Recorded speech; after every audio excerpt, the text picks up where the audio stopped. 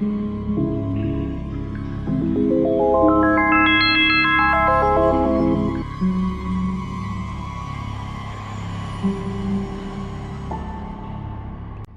वाह, ये हिरन तो बहुत सुंदर है। क्यों ना मैं इसको अपने परीलोक में लेके चलूं? इस सुंदर हिरन को देखकर हमारे परीलोक की परियां बहुत खुश होंगी। चलो इसको साथ लेके चलते हैं।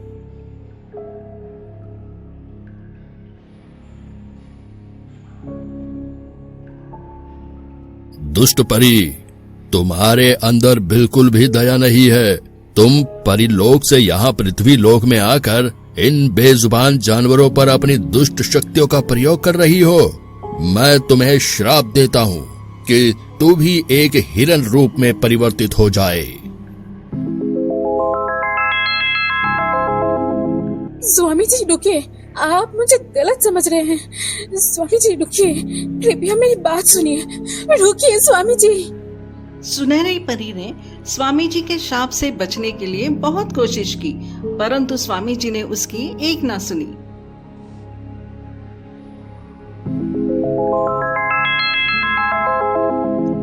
मेरी बात सुनिए स्वामी जी, मैं यहाँ की जानवरों को किसी भी तरह का हानि या फिर कुछ भी ठेस पहुँचाने के लिए नहीं आई थी।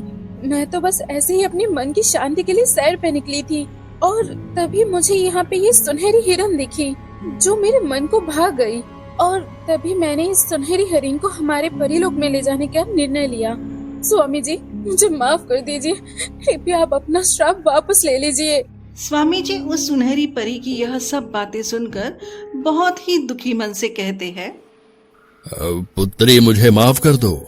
मैंने गुस्से में आकर जाने अनजाने में तुम्हें श्राप दे दिया। मुझसे बहुत बड़ी गलती हो गई। पुत्री, अब इस श्राप से तुम तभी मुक्त हो पाओगी जब तुम किसी सच्चे और अच्छे भटके इंसान की मदद करोगी।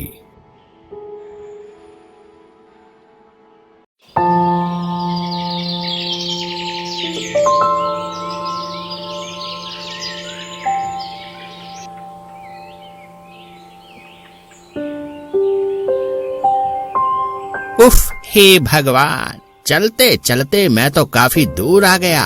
हाय, अब मुझसे और नहीं चला जाएगा। एक काम करता हूँ, इस पेड़ के नीचे थोड़ा आराम कर लेता हूँ, जिससे थोड़ी राहत मिल जाएगी। उसके बाद मैं आगे की यात्रा तय करूँगा। रमेश काफी थक चुका था, इसलिए वह एक पेड़ के नीचे आराम करने लगता है और वहीं पे सो जाता है। कुछ देर बाद वहां पर एक सुंदर सी हिरन आती है जो देखने में सफेद और काफी खूबसूरत लग रही थी। वह हिरन रमेश के पास आकर बैठ जाती है। कुछ देर बाद रमेश की आंखें खुलती है। तभी वह देखता है कि उसके सामने एक सुंदर सी हिरन बैठी हुई है। तुम कौन हो मनुष्य, और तुम यहाँ अकेले क्या कर रहे हो? बताओ मुझे। रमेश उस हिरन को इंसानी रूप में बोलते देख बड़े ही आश्चर्य में पड़ जाता है। जी, मेरा नाम रमेश है, लेकिन तुम बोलती भी हो, ये कैसे हो सकता है? एक बोलने वाली हिरन? अरे डरो मत मनुष्य, मैं तुम्हें कोई नुकसान नहीं पहुंचाऊंगी। मैं तो एक सुनहरी परी हूँ। मैं एक साधु की श्राप से इस सुनहरी हिरन में परिवर्तित हो चुकी हूँ, और मैं इस श्राप से तभी मुक्त हो पाऊंगी जब कोई अच्छे से अच्छे इंसान को मैं मदद कर पाऊं। अरे वाह वाह वाह, मेरी तो किस्मत ही चमक गई। इस सुनहरी हिरन के जरिए अब मैं अपनी सारी इच्छाएं पूरी कर सकता हूँ। वाह वाह वाह। सुनहरी हिरन, क्या आप मेरी एक छोटी सी मदद कर सकती हो? हाँ जरूर रमेश, बोलो मैं तुम्हारी क्या मदद कर सकती हूँ। सुनहरी हिरन, क्या आप मुझे कुछ सोने की मुद्राएं दे सकती हो, जिससे मैं अपने गांव वालों की मदद कर सकूं? हाँ जरूर रमेश, अगर तुम्हारा विचार इतना अच्छा है तो मैं तुम्हारी मदद जरूर करूंगी। इतना कहते ही वह सुनहरी हिरन अपनी चमत्कारी शक्तियों से रमेश के सामने कुछ सोने की मुद्राएं दे देती है, और फिर रमेश उस सोने की मुद्राएं को लेकर घर की ओर चला जाता है। कुछ समय बाद रमेश घर पहुंचकर अपने साथ घटित सारी घटनाओं के बारे में अपनी पत्नी को बता देता है। तो भाग्यवान, अब तुम समझ गई कि ये सोने के सिक्के मुझे कहाँ से मिले? अरे वाह जी, आज तो कमाल हो गया। अच्छा, मैं आपसे एक बात बोलूं जी, अब से आप उस सुनहरी हिरन से और सोने की मुद्राएं मांग कर लाया करेंगे, और इस सोने की मुद्राएं को बेचकर हम लोग अपना तो भला करेंगे ही, साथ साथ इन गांव वालों का भी भला करेंगे। तुम पागल हो गई हो? मेहनत करे मुर्गा और अंडा खाए फकीर।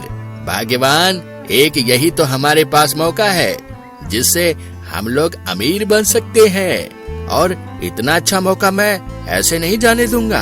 भाग्यवान, तुम बस देखती जाओ मैं क्या करता हूँ। तभी से रमेश रोज उस हिरन के पास जाता है और अपनी छोटी मोटी दुख भरी कहानी सुनाता है, और फिर बहुत सारे सोने की मुद्राएं लेकर आता है।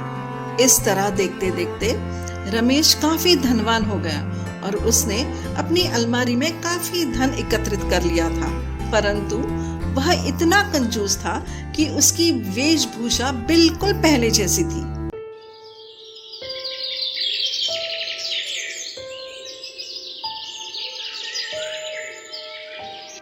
एक दिन रमेश फिर से उस सुनहरी हिरन से मिलने के लिए चला जाता है। सुनहरी हिरन, कहाँ हो आप? ओ सुनहरी हिरन!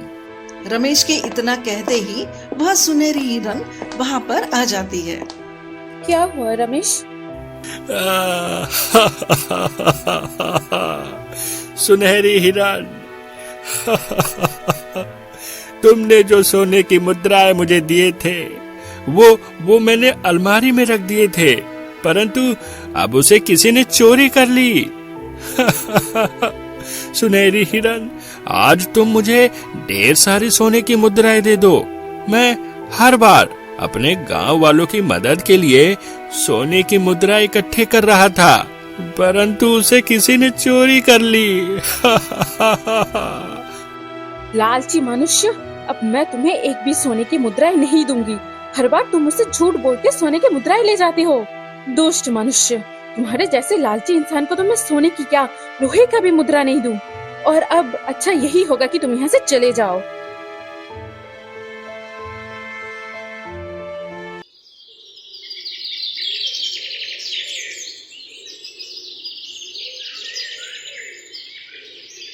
एक दिन भोला नाम का एक व्यक्ति जंगल में अकेला था। वह बहुत जोर जोर से रो रहा था। हे भगवान, मैं क्या करूं? मैं अपनी इस जिंदगी से तंग आ चुका हूं। भोला अपने धुन में रोते ही जा रहा था कि तभी वहाँ पर वह सुनहरी हिरन आ जाती है। तुम कौन हो मनुष्य, और तुम रो क्यों रहे हो? मुझे बताओ, शायद मैं तुम्हारी कुछ मदद कर सकूं। जी, मेरा नाम भोला है। और आप कौन? और आप यह इंसानी रूप में कैसे बोल सकती हो? यह कैसे संभव हो सकता है? संभव हो सकता है भोला, संभव हो सकता है। तभी वह सुनहरी हिरन अपने बारे में सब कुछ भोला को बताने लगती है। वैसे भोला, मुझे ये बताओ, तुम यहाँ रो क्यों रहे थे? क्या बताऊं सुनहरी हिरन, मेरी माँ बहुत बीमार हैं और मैंने अपनी माँ का बहुत इलाज करवाया, परंतु वह बिल्कुल भी ठीक नहीं हुई। अब आप ही बताओ सुनहरी हिरन, मैं क्या करूं? कैसा बेटा हूं जो मैं अपनी बीमार और लाचार माँ को आज तक कोई भी सुख नहीं दे पाया। अरे तुम रो मत, मैं हूँ ना यहाँ पे, मैं तुम्हारी मदद करूँगी, तुम चिंता मत करो। परंतु आप मेरी कैसी मदद कर सकती हो? मेरी बात ध्यान से सुनो, मैं जैसा बोलूँगी तुम बस वैसा ही करना, ठीक है? मैं वादा करती हूँ तुम्हारी माँ बिल्कुल पहले जैसे ठीक हो जाएगी। तो सुनो, तुम यहाँ से सीधे पश्चिम की ओर चलते जाना, जब तक कि तुम्हें कोई पुरानी खंडर न मिल जाए। जब तुम उस खंडर में पहुँच जाओगे तो देखना, वहाँ पे एक लाल रंग का चमकीला फूल दिखेगा। तुम उस लाल रंग के सुंदर चमत्कारी फूल को लाना और अपनी माँ के सर पर लगा देना, जिससे तुम्हारी माँ पहले जैसे बिल्कुल स्वस्थ हो जाएंगी। लेकिन भोला, ये बात याद रखना, वो लाल चमत्कारी फूल ले आना जितना आसान लग रहा है सुनने में, वो उतना आसान नहीं है लाना। ये बहुत खतरनाक हो सकता है, क्योंकि उस फूल को एक खूंखार सर्प रखवाली करती है। तुम चिंता मत करो सुनहरी हिरन, देखना, मैं उस लाल चमत्कारी फूल को जरूर लेकर आऊंगा और अपनी माँ को पहले जैसा स्वस्थ करूंगा। आपका बहुत बहुत धन्यवाद सुनहरे हिरन। कोई बात नहीं भोला, अब तुम जाओ, तुम्हें जाना जरूरी है, तुम्हारे पास वक्त बहुत कम है। सुनहरी हिरन के बताने के पश्चात भोला उस लाल चमत्कारी फूल को लाने के लिए यात्रा पर निकल पड़ता है।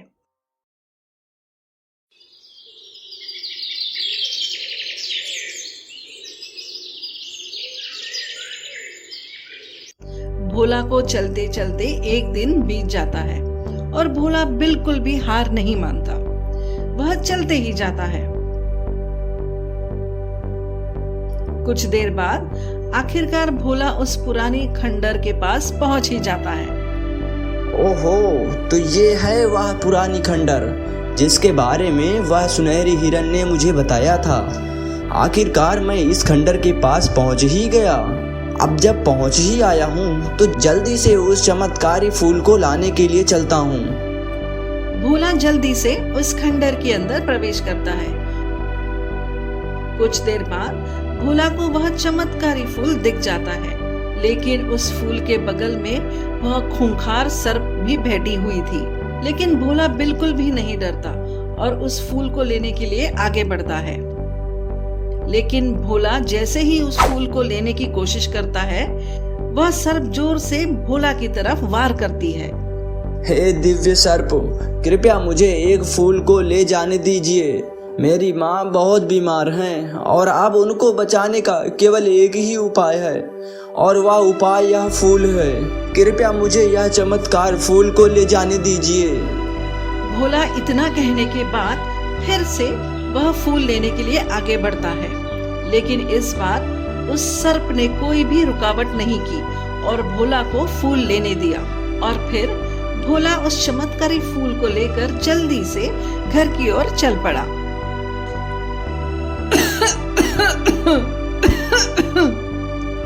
माँ, मैं आ गया, अब तुम चिंता मत करो। अब तुम बिल्कुल पहले जैसे ठीक हो जाओगी। भोला जल्दी से उस फूल को अपनी माँ के सर पर रख देता है और देखते ही देखते उसकी माँ बिल्कुल ठीक हो जाती है। और फिर भोला अपनी माँ को सारी घटित घटना के बारे में बता देता है। अगले दिन भोला ठीक उस जंगल में सुनहरी हिरन से मिलने के लिए चला जाता है। आपका बहुत बहुत धन्यवाद सुनहरी हिरन। अरे भोला, धन्यवाद तो मुझे कहना चाहिए। आज सिर्फ तुम्हारी वजह से मैं इस श्राप से मुक्त हो पाई हूँ। तुम्हारा बहुत बहुत धन्यवाद भोला।